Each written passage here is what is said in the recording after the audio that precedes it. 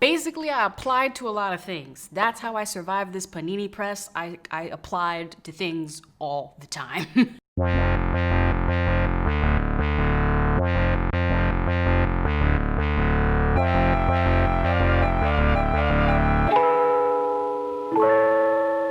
Hey everyone, it's me, Halise, endeavoring to persevere. As always, if you're new here, I make videos about my chaotic good life. Subscribe, follow, social media, all the things, blah, blah, blah, you know. So as you all know, the panini press was abound. It was interesting for me financially to navigate last year. So I wanted to kind of go over a few things that I did to survive the year financially as an independent artist, creative, solopreneur, freelancer, all the, all the things that people call people like me. The first thing, a few caveats that I want to throw out is that the first thing is that I came into 2020, and again, if you're new to my channel, then you may or may not know this about me, but I came into 2020 fully wanting to try to be a full-time YouTuber. That was actually my goal, was to come into January 2020 and do YouTube full-time, and that kind of just be the only thing I do. And to me, that was taking a sabbatical. I defined it as that. The year before, I had produced a show for PBS. I had been doing traditional production work with StumbleWell. I was doing all of that stuff. And so I just really wanted to just kind of like, just get back into holding a camera and get back into engaging and telling stories on this channel, and like give it a college try. It was something that I hadn't done yet, was truly commit to trying to grow, like actually posting to grow on the platform. And so that was my goal going into January 2020. And I came into the year with $20,000 saved from all of the work I had done the previous year. I had just kind of squirreled that away. And I came up with a number of 20,000 because I figured out what I pay myself from my production company, StumbleWell, a month, which at the time was $3,000, and it's probably still gonna be that this year. So I figured that out. I did some simple math and I figured out, okay, so to take my sabbatical and focus on creating videos on YouTube and not necessarily worry about bringing in income from YouTube, but just creating on YouTube, I need to have about $20,000 saved up. And my original goal was, when that 20K ran out, start just doing traditional production work again. But as we all know, the panini press happened, and it was like, well, for better or worse, I'm a full-time YouTuber for the year now. I did still get a few, once we all kind of figured out, okay, how do we film socially distanced and things like that, I did get a few sort of one-off freelance gigs, and so that was a big help.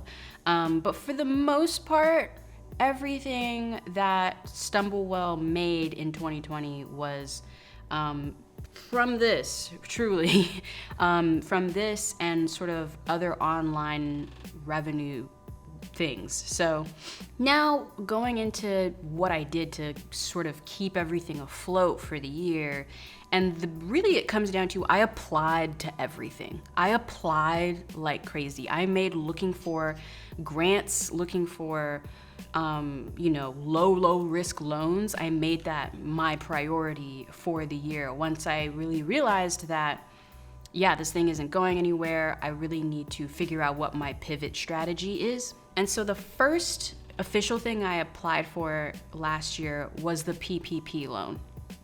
As soon as that was announced, I put StumbleWell into it and applied for it. And I was in the first sort of round, because as soon as they announced it, and my bank, the bank that StumbleWell, my company, uses for the business, they were announcing it too, like, hey, we're officially ready to have this up. You can apply through us online, all that kind of stuff. I jumped on it and applied. I want to say my PPP loan officially came in April, and we ended up getting $10,000 from it. And so I took that $10,000 and was like, okay, how can I keep the company afloat as long as humanly possible with this 10K? And that's what I did.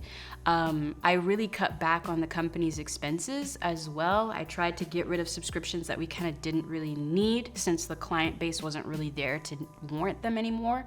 And that kept the company's overall costs low. I think I also I also took a little bit of a pay cut as well. But again, with the PPP loan, if you're not familiar with it, you needed to kind of use a certain amount of it on pay. That's why it's called the Paycheck protection. So I did have to kind of balance, okay, how do I use this mostly for my salary, because I'm the only full-time employee, but still making sure that I can use some of it to help with things that I know that will easily be forgiven. And so I just kind of had to figure out that for myself. By then, I had some pretty decent growth on YouTube, and so I was actually starting to bring in like reliable revenue. By May-ish or so, I had done a couple of videos that were bringing in new viewership and helping me sort of grow organically on the platform.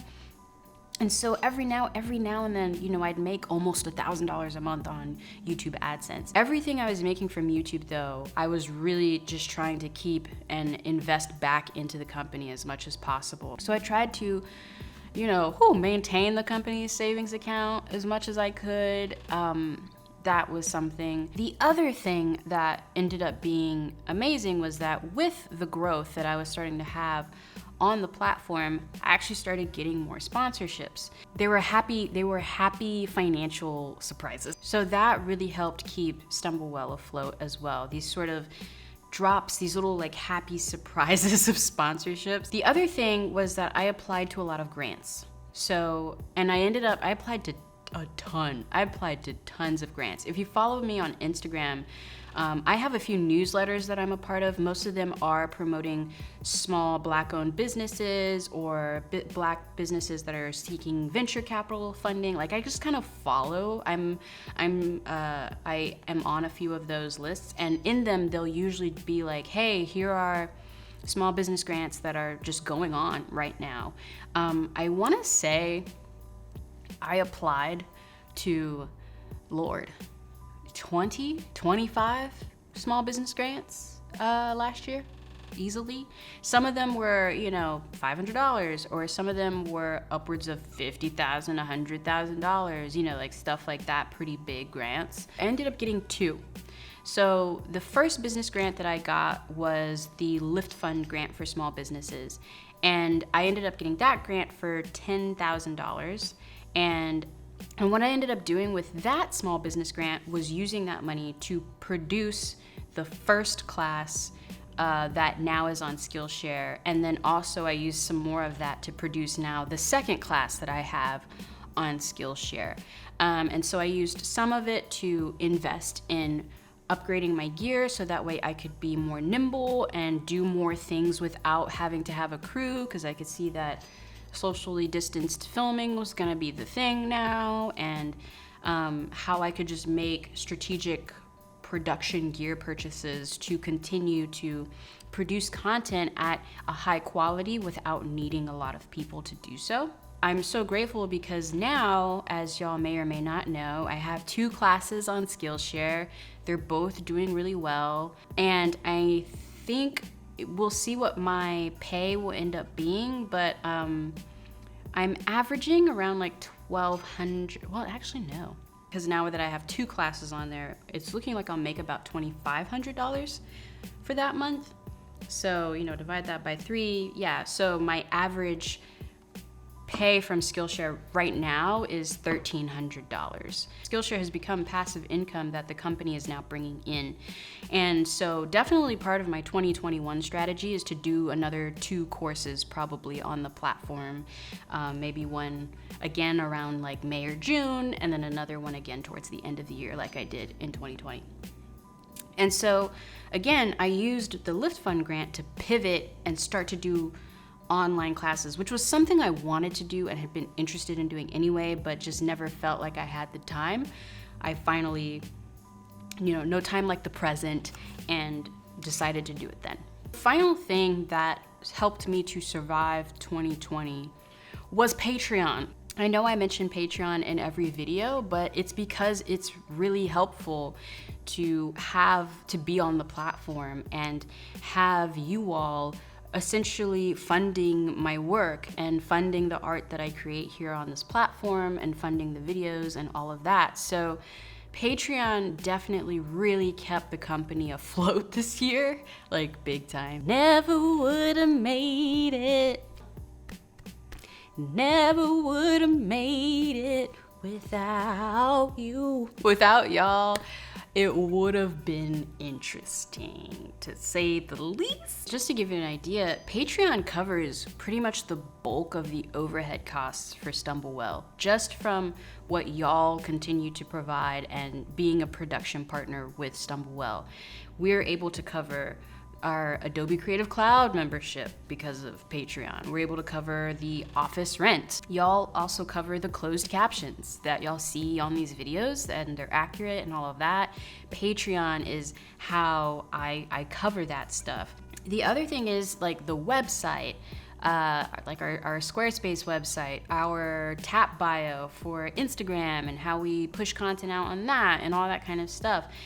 It is because of the Patreon production team that I'm able to do a lot of that stuff. And so Patreon has been invaluable during the Panini Press, completely, utterly, totally. And it's something that I'm just really grateful that it exists.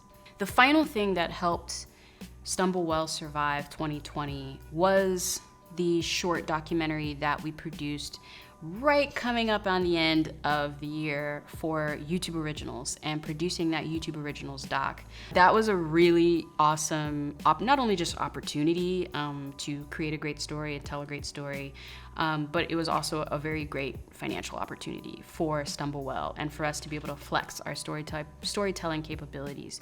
And if you're interested to see how much we spent to produce that short form documentary, that is a whole video on my Patreon where I go into everything. Like, I break down all the costs for that entire thing on my Patreon for the Monday Motivation. So that is pretty much how I was able to survive financially. The biggest thing for me, like I guess on the sort of mental, psychological side of things, it wasn't until, I would say it wasn't until like November-ish that I really like exhaled for the year, if you will. 2020 really taught me the value of diversifying. The biggest thing I can say is to try to think abundantly and try to look at what you do have and make the absolute most of what you do have. It's not bad to want more.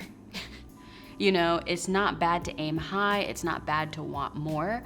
But what 2020 really taught me was, okay, yeah, it would be great to do a web series this way this year, but it's just not gonna happen because of social distancing and this and that.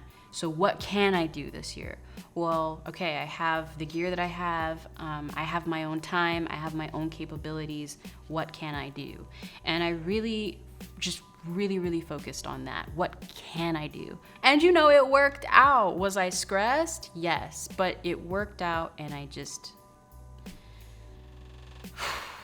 In the comments below, let me know what the Panini Press taught you, because I feel like with artists in general, and I think I've mentioned this in other videos, a lot of times we're just like, oh, we're artists, you know, money, and it's just like, I am a firm believer that you can be an artist and still have an analytical mind and make, you know, take calculated business risks, or figure out how to future-proof yourself and create a living from your art. Like, just because you're an artist, I do not believe you have to be starving. I just don't believe that. And my goal is to that if you're an artist trying to make it out here in these streets, you know, I want to always try to tell you about some of the mistakes I made financially, so that way you don't make them, and you just get ahead, because, you know, a rising tide, all ships, amen? I want you to succeed if this is something that you're truly interested in doing, but I also want to make sure that you have a realistic understanding of, when you see me here on the internet, you know, here's how that's happening financially. You know, here's how I'm making that work. Here are the things that I'm doing in the background that maybe you actually don't know that I'm doing, and you think that I'm actually making the income this way, but when really it's actually this. Or you think it's on and popping over here, but really it's actually that I got a grant. You know, like, I want to make sure you have a holistic view of how to build a career in this. And it ain't rosy all the time. So that's where I'm at. That's that's my motivation in just wanting to make sure that if you're gonna do this, you can. And you can do it in a way that works for you financially. Maybe it is like, this is your side hustle for a while, and slowly it builds up to being the thing you do. Maybe you end up doing what I did and saving a bulk of money and giving yourself a landing strip to just try and really push for 6 months. And, you know, as you're pushing for those 6 months, your landing strip keeps expanding as you go. That's basically what my story is. But everyone's method is gonna be different, you know.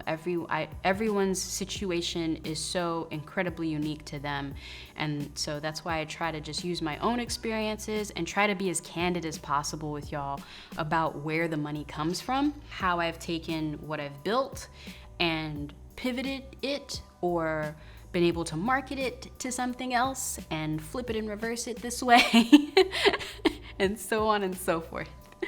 You know, you gotta stay on your toes if you're gonna do this. But thank you so much for watching this video. Again, I'm Halise, endeavoring to persevere as always. Big shout out again to my Patreon production team, patreon.com/Halise. There you get early access to videos as well as private weekly vlogs from me. It's a really good time.